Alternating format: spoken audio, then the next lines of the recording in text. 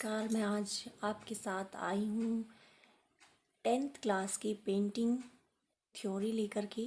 Theory है आपकी term second की और यूनिट थर्ड है जिसमें स्टोरी ऑफ इंडियन आर्ट के बारे में पूछा गया है।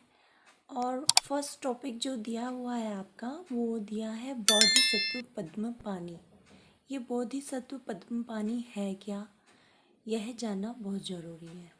ठीक है, इसमें हम बात करेंगे ये कहाँ पर स्थित है, ये पद्मपानी बोधिसत्व है क्या चीज़, तो इस बारे में हम जानना चाहेंगे। और इनका जो सामान्य परिचय है, इनके पॉइंट्स जो निकल के आते हैं, विशेषताएं जो निकल के आती हैं वो इस प्रकार होंगी। ठीक है, तो पहले मैं आपको एक पिक्चर दिखा देती हूँ जो कि बोधिसत्व पद्मपानी की है, जिसे हम देखेंगे ध्यान से। ये हमारी पिक्चर है।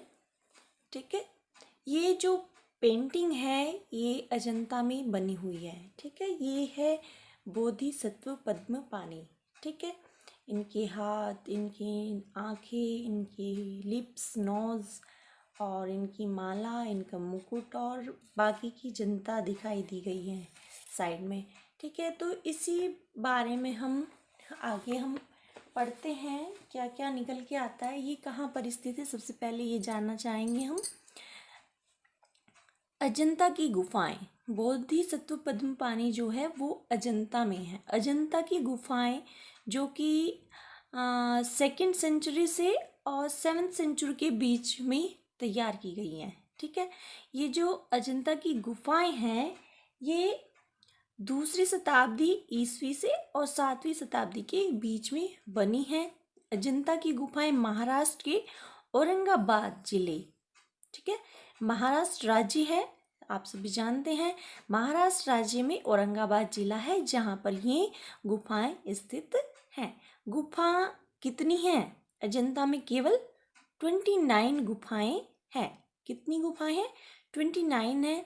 6 गुफाओं के चित्र ही स्पष्ट रूप से दिखाई देते हैं। देखिए कितनी है? 29 है, लेकिन 6 ही गुफा ऐसी हैं जिनके चित्र स्पष्ट दिखाई देते हैं।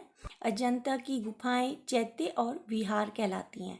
2 नाम रखे हुए हैं। क्यों रखे हुए हैं ये पूछ लेते हैं, जान लेते हैं कि चैत्य गुफा जो है वो उपासना, पूजा और भक्ति के लिए, जबकि विहार गुफा जो है भिक्षुओं के रहने के लिए और अध्ययन करने के लिए होती थी। ठीक है, चैत्य गुफाएं किस लिए होती थी? उपासना करने के लिए, पूजा करने के लिए, भक्ति करने के लिए, जबकि जो विहार गुफाएं होती थी वो भिक्षुओं के रहने के लिए और उनके अध्ययन करने के लिए होती थी। अजंता की गुफाओं में बौद्ध धर्म से संबंधित मूर्तियां हैं तथा गुफा की दीवारों, छतों और खंभों पर बुद्ध की जातक कथाओं का चित्रण किया गया है। और ये चित्रण जो है वो भित्ति चित्र कहलाता है। ठीक है, भित्ति चित्र हैं सारे यहाँ पर। आपका जो ये पद्मपानी बोधिसत्व जो टॉपिक है, इसमें जो ये पेंटिंग बनी हुई है, जो चित्र बना हुआ है, ये भी क्या है? एक भित्ति चित्र है। आगे पढ़ते हैं हम बोधिसत्व के बारे में। ये तो केवल था हमारा अजंता के बारे में, जो कि जहाँ पर ये बोधिसत्व पद्मपानी चित्र बना हुआ है वो कहाँ पर है? वो अजंता की गुफाओं में है। अजंता की गुफाएं कहाँ हैं? और ये महाराष्ट्र में औरंगाबाद जिले में स्थित है। और ये 29 गुफाएं हैं जिनमें से 6 गुफाओं में चित्र दिखाई देते हैं। अजंता की गुफाओं में 2 प्रकार की गुफाएं मिलती हैं, एक चैत्य और एक विहार। चैत्य गुफाओं में पूजा और भक्ति है, भक्ति के लिए बनाई गई हैं, और विहार गुफाएं जो है भिक्षुओं के रहने के लिए और अध्ययन करने के लिए बनाई गई है। अजंता की गुफा में बुद्ध धर्म से संबंधित मूर्तियां हैं। गुफा के में भित्ति चित्र बने हुए हैं, दीवारों पर बने हैं, छतों पर बने हैं, खंभों पर बने हैं, जिसमें क्या है? केवल बुद्ध की जातक कथाओं का वर्णन है। ठीक है, बुद्ध की जातक कथाओं का चित्र है। ठीक है, जातक कथाएं क्या होती हैं? इसमें यह है जातक कथा की बुद्ध के पूर्व जन्म की जो कथाएं हैं, मतलब जितने भी उनके जन्म हुए हैं उतने ही जन्म की कथा जो है वो चित्रित की गई है। तो अब आते हैं हम पद्मपाणि बोधिसत्व पे, जो आपका चित्र है जो मैंने आपको दिखाया है। सामान्य परिचय इसमें, पद्मपाणि बोधिसत्व चित्र गुफा नंबर 1 में स्थित है। पद्मपाणि बोधिसत्व चित्र गुफा नंबर 1 में स्थित है, जो अंतर्राष्ट्रीय ख्याति का चित्र है। इसका रचना काल लगभग 5वीं शताब्दी है। ठीक है, 5वीं शताब्दी है। बोधिसत्व पद्मपाणि के मुखमंडल के चित्रण में करुणा की झलक साफ दिखाई पड़ रही है। जो उनका जो मुख बना हुआ है वो इतना दयावान और करुणा से भरा हुआ है कि उस पर चेहरे पर जो झलक दिखनी चाहिए वो दिखाई दे रही है। नेक्स्ट पॉइंट है थर्ड, भगवान गौतम बुद्ध भावमग्न मुद्रा में एकटक नीचे की ओर देख रहे हैं। एकटक मतलब निगाहें जो है वो एकटक नीचे की ओर झुकी हुई हैं, देख रहे हैं नीचे की तरफ ही। और फोर्थ है, इस चित्र में पद्मपाणि बोधिसत्व के चारों ओर काफ़ी भीड़ है, जिसमें पूजा करने वाले लोग हैं, राजकुमार हैं, आम लोग हैं। साथ ही साथ गहने मुकुट के नीचे लंबे बाल लटके हुए हैं। और दाएं हाथ में अपनी विशेषताओं से एक कमल का फूल, पद्म जिसे कहते हैं, कमल के फूल को पद्म कहते हैं, वो पकड़े हुए हैं। पद्म एक संस्कृत का शब्द है जिसका अर्थ है कमल। ठीक है, पद्म का अर्थ है कमल। उनकी आंखों की आकृति कमल की पत्ती के समान है, जो अर्ध खुली है, जो बहुत थोड़ी थोड़ी खुली हुई है। ठीक है, उनकी जो आंखें हैं वो कमल की पत्ती के समान है और इस तरह से उनकी आंखें खुली हुई हैं, थोड़ी थोड़ी सी खुली हुई हैं। नीचे के होठ की रचना संवेदी बनी है, छाती चौड़ी है और कमर पतली बन पड़ी है। हाथों की उंगलियां इतनी लंबी और लचकदार हैं जिससे कि वो इतनी नाजुक दिख रही हैं, जबकि उंगलियों में कमल पकड़ा है। कमल पकड़े हुए हैं लेकिन बहुत ही नाजुक बनी हुई हैं। दोनों भुजाएं एक दूसरे से अलग अलग दिखाई पड़ती हैं। जो उनकी भुजाएं हैं वो थोड़ी अलग अलग दिखाई दे रही हैं। और भारतीय मूर्तिकारों व महान शिल्पकारों के कारण ऐसा दिखाई दे रहा है। ठीक है, उनके कारण ही ऐसी ये चित्र में भुजाएं बनाई गई हैं। क्यों बनाई गई हैं? क्योंकि महान पुरुषों की भुजाएं जो है हाथियों के सूंड की तरह दिखाई देनी चाहिए और भुजाएं इतनी लंबी हों जो घुटनों तक पहुंच जाएं। कहते हैं कि जिनके हाथ लंबे होते हैं वो महान लोग होते हैं, महान पुरुष होते हैं।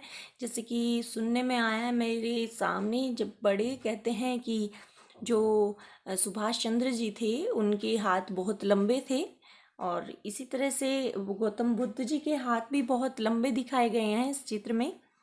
नेक्स्ट पॉइंट आता है हमारा, गौतम बुद्ध के गले में मोतियों की माला है और माला जो है वो इतनी सुंदर बनी है कि बीच में एक चमकता हुआ मनका है, नीला मनका, जिसे हम कह सकते हैं कि नीलम जिसे बोलते हैं। ठीक है, नीलम है और वो बहुत ही सुंदर बना हुआ है। नीलम के पास के मोती बड़े हैं और गर्दन पर तक जाते जाते छोटे हो गए हैं, और ये डिज़ाइन आज भी प्रचलित है, आज भी ये डिज़ाइन चल रहे हैं। नेक्स्ट है, यह चित्र टेम्परा माध्यम में बना है। इसकी तकनीक क्या है? ये टेम्परा में बना है। ठीक है, और वह चित्र में खनिज और वनस्पति के रंगों का प्रयोग किया गया है। चित्र में मानव आकृतियों के साथ साथ में पशु पक्षियों का भी चित्रण किया गया है। चित्र में पेड़ पौधे भी बने हैं और पशु पक्षियों में मोर, बंदर आदि बन पड़े हैं। इस तरह से हमारा ये चित्र कंप्लीट हो जाता है। आपको मैं एक बार सही से पूरा मैं चित्र भी दिखा देती हूँ। ये है हमारा चित्र और दोबारा से मैं दिखा रही हूँ इस चीज़ को। देखिए, इनकी आंखें जो आईब्रो है वो धनुष के समान बनी हुई हैं और आंखें जो है इनकी आधी खुली हुई हैं और नाक इनका नुकीला बना हुआ है। संवेदी होठ बना हुआ है। ये जो गले में इनके नीला मनका पड़ा हुआ है और इसमें जो मोती बने हैं, जैसे ये मोती बने हुए हैं माला के, तो माला के मोती पहले ही बड़े बने हुए हैं और फिर छोटे होते चले गए हैं। ठीक है। और ये इनका हाथ है, ये हाथ बना हुआ है। हाथ में इन्होंने इस तरह से कुछ इस तरह से करके कमल पकड़ा हुआ है। और इनकी बाजू देखो, आपको दिखाई दे रहा होगा, ये बाजू में इधर का हाथ और इधर के हाथ में थोड़ा अंतर दिखाई दे रहा है। ठीक है। लंबे हाथ बने हुए हैं, ये हाथ थोड़ा सा यहाँ से जो है ये ऐसे खराब हो गई है। जो चित्र बने हुए हैं, ये भी चित्र बने हुए हैं, ये भी यहाँ से खराब हुई हुई है। तो ये ओरिजिनल फोटो है। ठीक है। यहाँ पर ये जो बनी हुई है यक्ष यक्षिणी बनी हुई, ये राजकुमार खड़े हैं इधर, और इधर ये बंदर हैं, मोर हैं, बाकी पक्षी भी बने हुए हैं, और ये राजकुमार हैं इधर। और कुछ लोगों की भीड़ जमा है नीचे की तरफ, और ये जैसे कि इनकी उपासना करने के लिए है। ये इधर पेड़ बने हुए हैं। ठीक है। तो इस तरह से हमारा ये चित्र बना हुआ है। इनका मुकुट भी बहुत सुंदर बना हुआ है, और मुकुट में भी चमकते हुए नीलम है, और इनके लंबे लंबे बाल जो हैं वो दिखाई दे रहे हैं।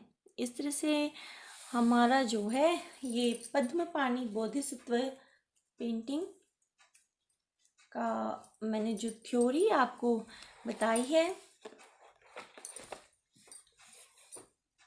वो यहाँ पर आपकी ख़त्म हो जाती है। इसमें छोटे छोटे पॉइंट्स बन के आपके क्वेश्चन निकल के आ सकते हैं। तो मैंने टोटल पूरी जो आपके टॉपिक बनते हैं वो निकाल के लाई हूँ। इसमें कोई भी आपके लिए क्वेश्चन बन जाता है और उनका शॉर्ट क्वेश्चन बनता है, उनके आंसर हम इनमें से दे सकते हैं। इसमें पूछ सकते हैं कि पद्मपाणि बोधिसत्व जो हमारी पेंटिंग है उसमें इस पेंटिंग को किस तकनीक से बनाया गया है। ठीक है। तो ये क्वेश्चन आपको मैं पूछ रही हूँ, आंसर आप दोगे।